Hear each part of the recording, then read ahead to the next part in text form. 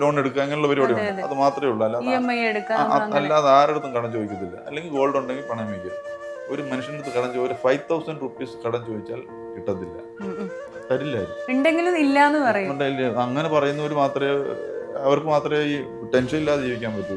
നമ്മൾ 5,000 രൂപ കൊടുത്തു പോയോ, 5,000 ഇല്ല, ചിലപ്പോൾ അവൻ ശത്രുവാ. പിന്നെ കാണുമ്പോഴേക്കും നീ അത് കാശൊക്കെ ഉള്ളത് തരത്തില്ല, നിനക്കെന്ത് എപ്പോഴും ചോദിച്ചാൽ ശത്രുക്കളാവൻ. 500 രൂപയുടെ ആവശ്യമുള്ളൂ. 500 രൂപ കൊടുത്താലും പിന്നെ ഫോൺ എടുക്കാതെ.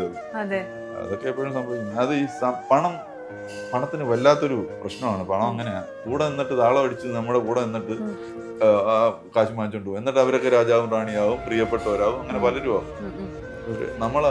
നമ്മളപ്പോ ദ്രോഹികളും ആവും. കാശ് കൊടുത്ത നമ്മൾ കാശ് നമ്മളാണ് പിന്നെ അവരോട് കടം ചോദിക്കുന്ന പോലെ നമ്മൾ പൈസ ചോദിക്കുന്നത് പോലെ. അതിനേക്കാൾ കെഞ്ചി ചോദിച്ചാൽ കിട്ടത്തില്ല.